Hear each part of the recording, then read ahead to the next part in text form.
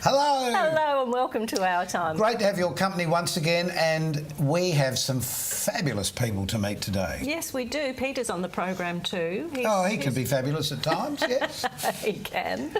And we have some interesting information from the Department of Human Services once again. But also, Janice, are you in work? Are we? Yes, I am. Occasionally. Occasionally. Yes, I am. What would you do if you suddenly had a job and suddenly they thought, oh, you're too old, nick off? Well, I guess I'd look for something else. I'd hope that there'd be something else out there for me. And that's sometimes the problem if you're sort of 50 plus. These days there's a lot of younger people coming into the marketplace and they don't always perhaps recognise the experience that people in your age group could have. I still am okay. So we've asked Greg Goldie to come back. See, he has come. It's all right. I have a friend with the name Goldie and I keep saying the two the same. It's Greg Gowdy. Welcome back to Greg. the program. Thank you. And Karina van Kranenburg. Yes. Did I say that? So good. Thank you. Well, first of all, Greg, this is a bit of a problem in our society, isn't Thank it? you. Yes, yes. People who are perhaps losing job midlife and who need to work to live, because we all need to work to live, and are going for job interviews and not necessarily getting the job. It could be based on age, even though that's illegal. That's quite often the case, yes. So your advice to people who are in that position is what? Well, the main piece of advice I give to people is just to be persistent. One of the issues that mature age people face is that it does take a long time to get back into the workplace. There's lots of statistics around that sort of tell us that. Is that mainly because of loss of self-confidence? You know? The loss of self-confidence usually comes from being out of work for a Losing long the job. time, and that's what we try and work with people on, and it's rebuilding that confidence and self-esteem. And just before we talk to Karina, the interesting thing is, with a lot of the older style of work disappearing and newer style of work reappearing, because everything's sort of so Now, computer-driven now. Technology, yeah. You would think that somebody who had that sort of knowledge would just walk from one job to another, but that's not what really happened for you, is it? No. Surprisingly so tell us enough. your story. I lost a main client and was suddenly left without work and thought that shouldn't be a problem. I've got a diploma in multimedia and thought it would take a couple of months, and a year later I still haven't got the job that I want. Okay, so if we were to interview you for a job now, which we'll do, and just see what your answers are. Okay. Well, because this is a real situation, isn't it? You're going into an office with a stranger often that you don't know, and they're going to ask you certain questions like, perhaps, how would you rate yourself as a worker? Oh, I'm 100%. I'm a 10. Okay. 10 out of 10. So are you happy to do overtime? Yes. Are you happy to work from home? Yes. Are you happy to come to work? Yes. See, yes is always a good answer. It is, but Now, I've got this job. have you got a job that you can give Karina then? You never know. So I've got this hypothetical job offering. Give me one good reason why I should employ you. Oh, because I really want the job. That would be my answer. I'd say yes. Seriously, I'd say yes. Do you know, I think a lot of people try to impress, you know, simply by giving all of their statistics. But the reality is you want to really understand that if you want to work for somebody, tell them at the end of the day. That would be my personal advice. What was yours? Well, to be honest and upfront, but as I say, be persistent, just get in front of people. As you mentioned right at the start, part of the issue is getting to that interview. And a lot of people just rely on the internet and job applications in the papers, and 90% of the jobs that are filled are never advertised. It's someone who knows someone who knows Word someone. mouth. And Yeah, word of mouth. friend of a friend. But also getting out and knocking on doors. So if you can get to talk to the person, the employer, you're way ahead of everyone else. So the best way to do that is what? Be persistent. Yep, and get out and knock on doors. Knock on doors. Yeah. You never know where the next job's going to come from. Well, that's true. I mean, for Janice working, of all places, at the Moulin Rouge in Paris, they didn't come knocking on your door. No, did they didn't know, but that was fate and destiny. I believe in fate and destiny. I just happened to be in the right place at the right time Never when met they were them, starting. were they? When they were starting a new show. So I was very fortunate to be. So being in the right place at the right time could mean literally going and watching what's happening in a business, do you think? Is it that sort of advice we should be giving people? Yeah, one of the examples that I have for that is there was a lady that we had was looking for work, and just a receptionist, and the job required a certain type of software knowledge, particular medical reception thing. Yeah.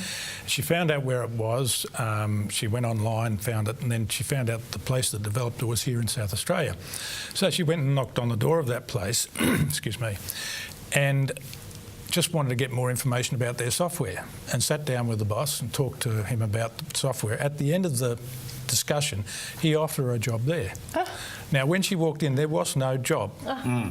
It was just purely her personality, and I guess the perception that she was willing to learn. Interest in And very keen. Yeah. And that's worth a lot more than a lot of experience in a lot of cases and a lot of knowledge. But Corinna, you're obviously experienced in what you do, and as you said, you've had clients who've obviously respected you for your abilities and talents. So what is it you would like to do?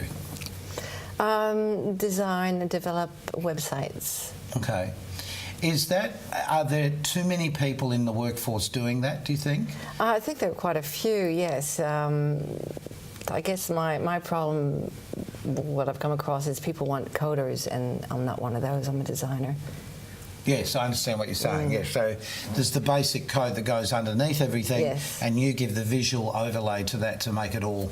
Yes, yes. Is that And I graphic? understand the coding. I'm just not a back-end kind of Yeah, developer. oh, that's the proper term. Yeah. Is Yes. that graphic design as well? Yes, Is that involved? absolutely. Yeah. Yes. So, in the time that you've been waiting to find new work, how have you felt about this waiting time? How's it affected you?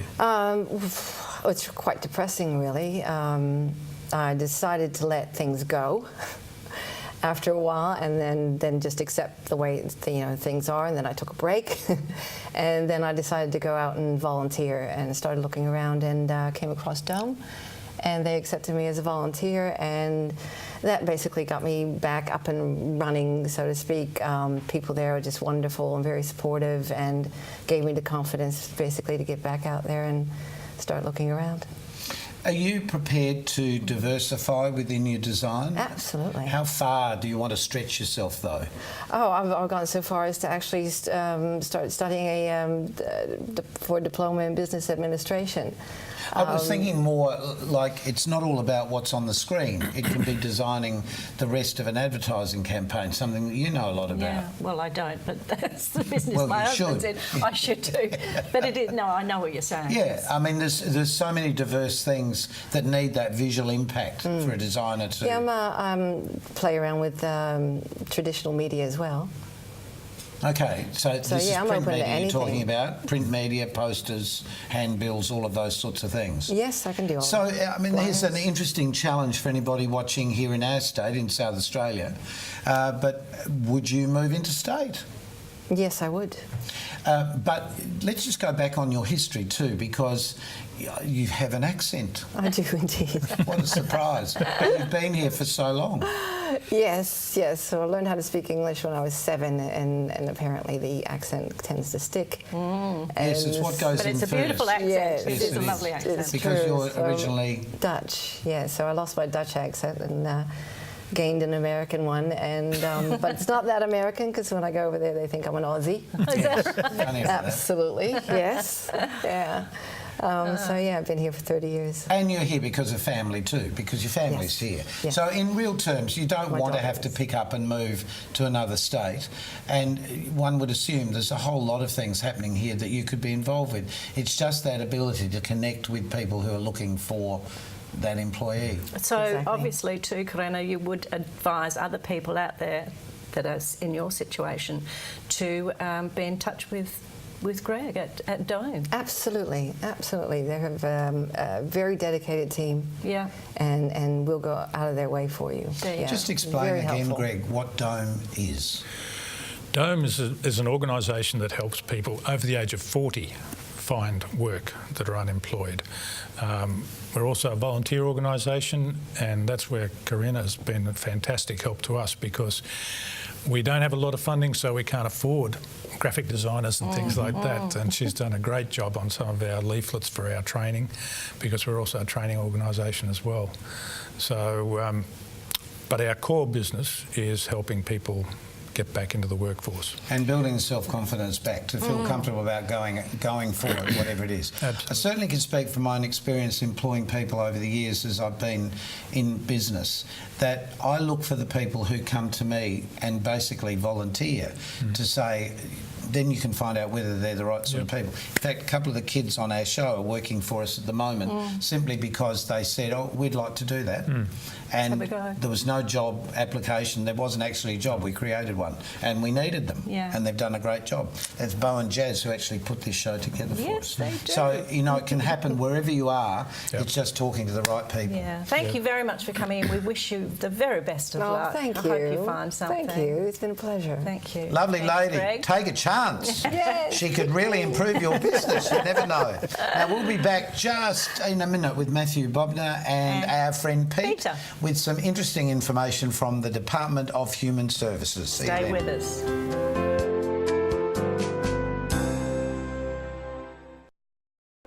And next on Our Time, we meet Matt Bubner. Now, he's a service officer in the Department of Human Services. Matt, welcome to Our Time. Thanks, Peter. Thanks for having me. Now, what's your role at the department? My role at the department is to assist customers primarily across our digital divide, getting customers who may be used to doing things with us in the old paper fashion, now getting them online and getting to a modern form of technology to help them to do our business more efficiently than the old paper trail. I believe it's called MyGov.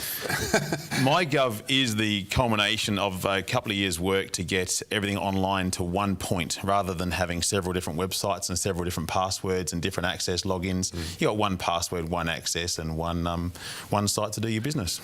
Okay, so how do you get onto this, and who would access it normally? A lot of customers access it for various reasons. You've got Medicare customers, you have traditional Centrelink customers, you have tax office, Veterans Affairs, you name it. There's 11 different services we offer as part of MyGov now, and customers can do more than one service at the site across a variety of departments.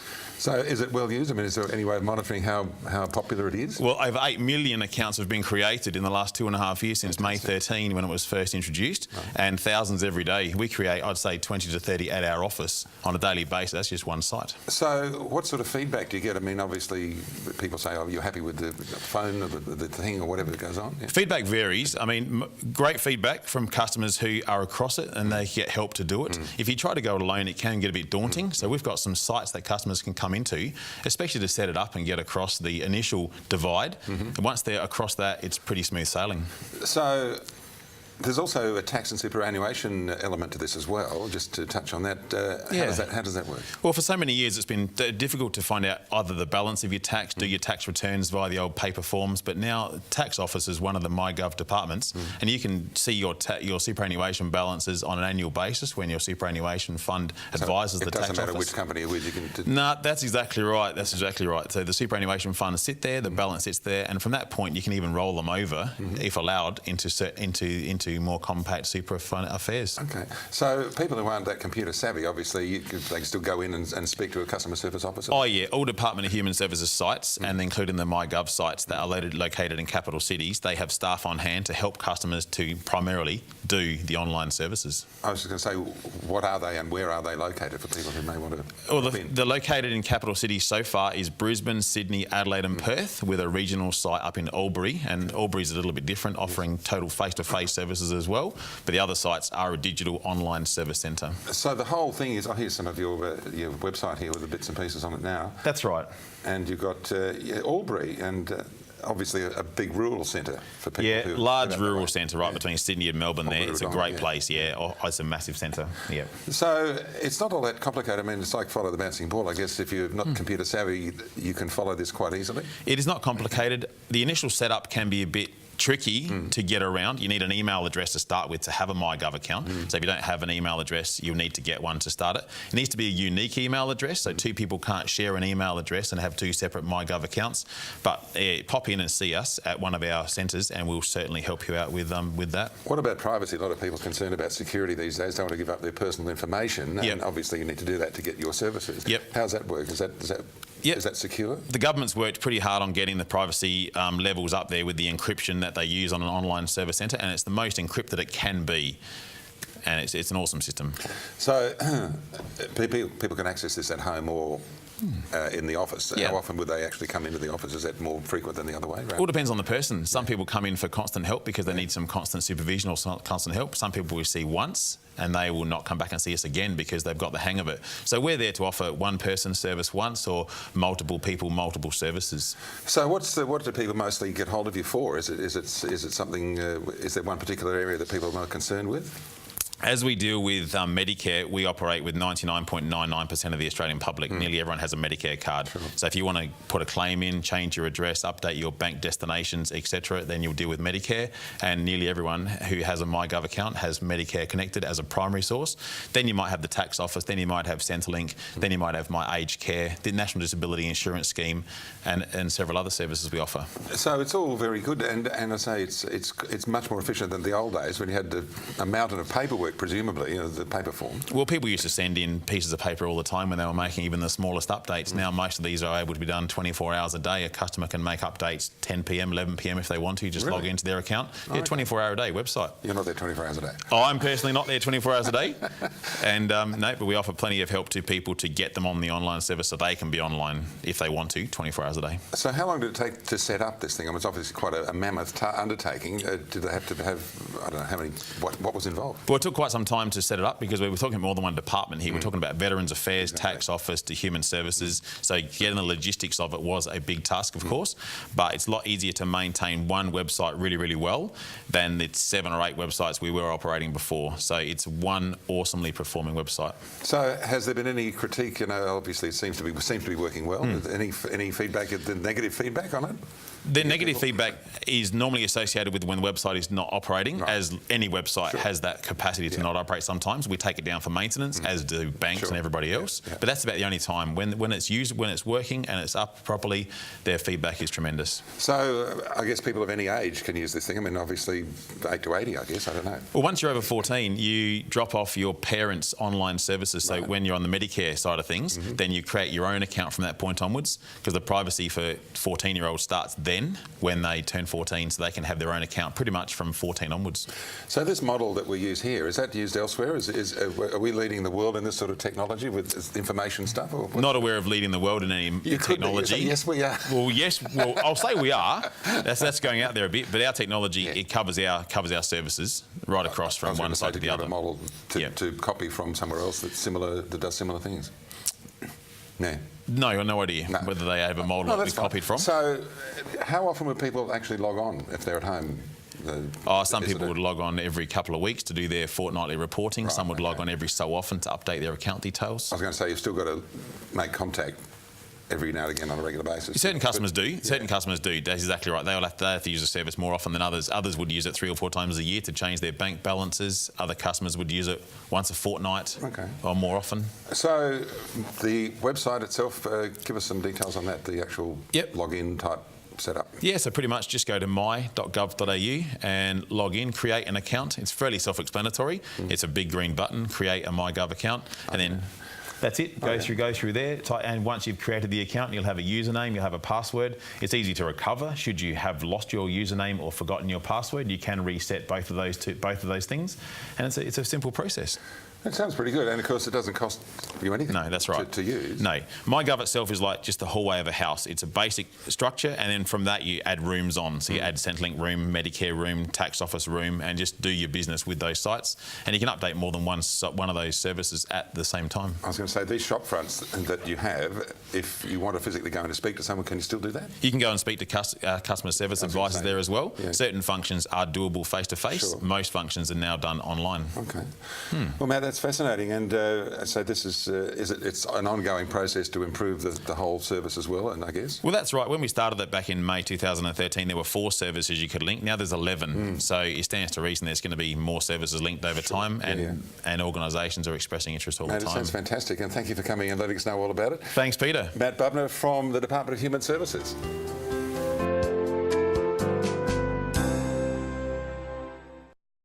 That was interesting hearing all of that.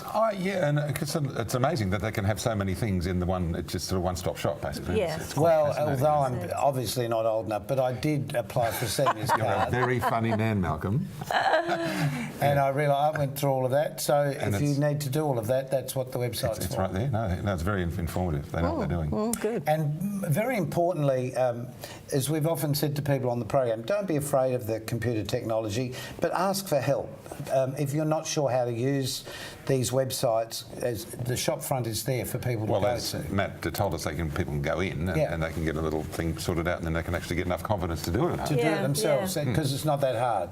It's not going to eat you alive or anything. Are you sure? No, absolutely. Now, Janice, Well done, Jan. well, you never know. No. Somebody ate my credit card.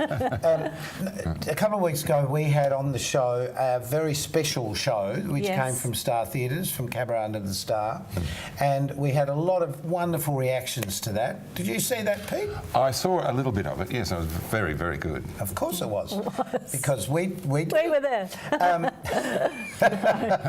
But we had a lot of requests after the show if we could please show this man singing this song again. His name is David Gauci, and the song is This Is the Moment. Do you know what musical that comes from? No.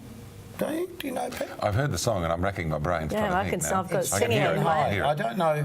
It's not played in our This is state the that I can record. moment. This is the moment is the song. The man singing is David Gauci, and so we'll say goodbye from this part of our time and leave you in the very capable hands of David with the David. song. Yes. Indeed. Beautiful. Pete, thanks for being with us. Thank you. Janice, See you next time on Our Time. keep yourself nice till then, and here's David Gauci.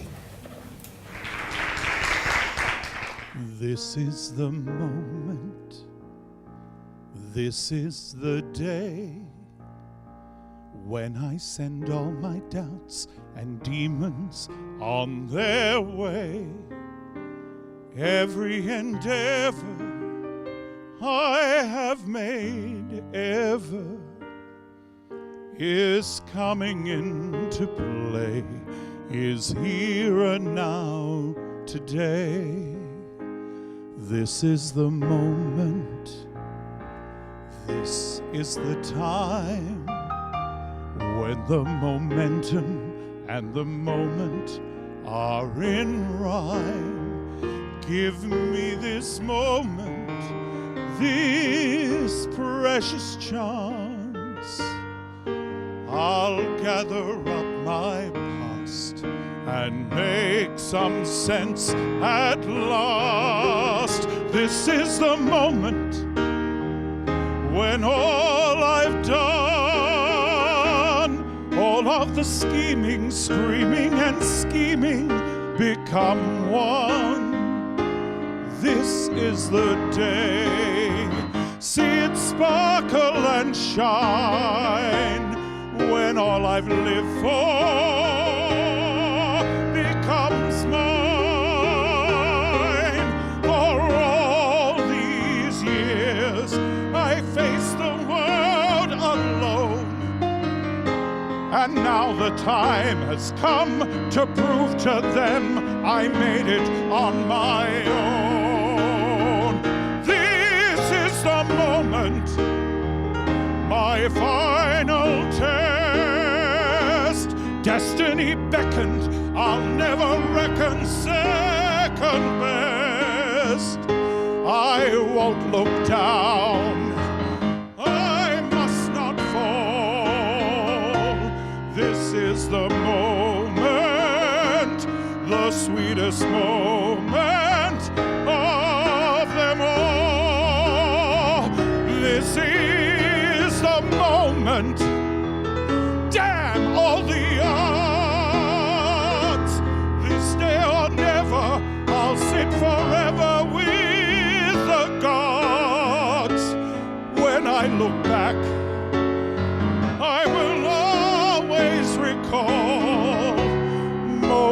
for moment. This was the moment, the sweetest moment of them all.